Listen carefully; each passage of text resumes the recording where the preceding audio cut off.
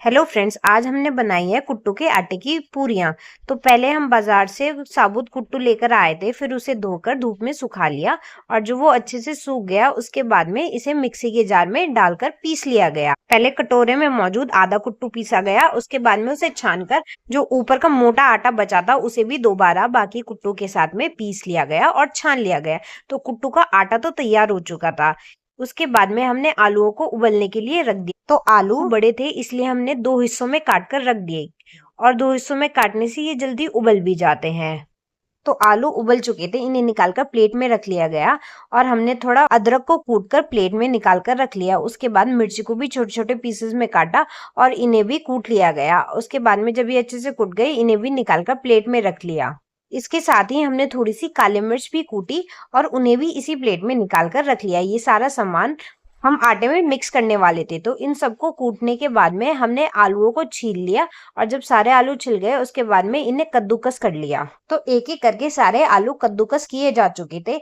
उसके बाद में अब बारी थी पूरियों का आटा लगाने की। तो इसके लिए हमने लिया एक कटोरी कुट्टू का आटा और इस कुट्टू के आटे में मिक्स करा जाने वाला था बाकी का सारा सामान जो हमने पीसा था, उन्हें भी एक एक करके इस आटे में मिला दिया गया। उसके बाद में हमने इसमें डाला थोड़ा नमक स्वाद अनुसार और उसके बाद में ये जो कद्दूकस किए हुए आलू थे इनमें से आधे आलू मिला लिए और आटे को लगाना शुरू करा।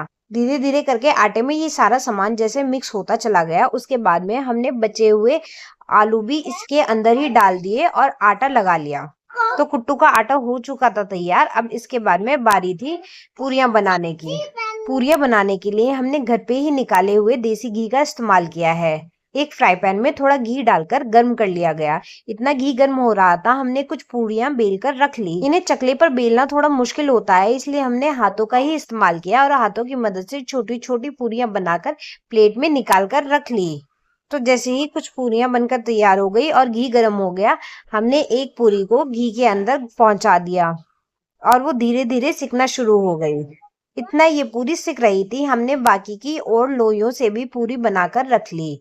तो जैसे ही ये पूरी एक तरफ से सिककर तैयार हुई, हमने इसे पलट दिया ताकि ये दूसरी तरफ से भी सिक जाए और फिर इसे बीच बीच में पलटते रहे। उसके बाद में जब ये अच्छी लाल हो गई, कुरकुरी हो गई, हमने इसको निकालकर एक प्लेट में रख लिया और इसकी जो जगह खाली हुई थी उस जगह पर हमने दूसरी पूरी पहुंचा दी, यानी कि अब दूसरी पूरी भी सिकने वाली थी। ऐसे एक एक करके हम पूरी बनाते रहे और उन्हें सेकते रहे। तो ऐसे तैयार हो गई कुट्टू के आटे की पूरियां, जिन्हें आप दही के साथ में एंजॉय कर सकते हैं। आपको वीडियो कैसी लगी कमेंट करके जरूर बताएं। लाइक शेयर और सब्सक्राइब करना ना भूलें। ऐसी ही और वीडियोस देखने के लिए हमारे चैनल देसी दादी पर विजिट करें। मिलते हैं आपसे अगली वीडियो।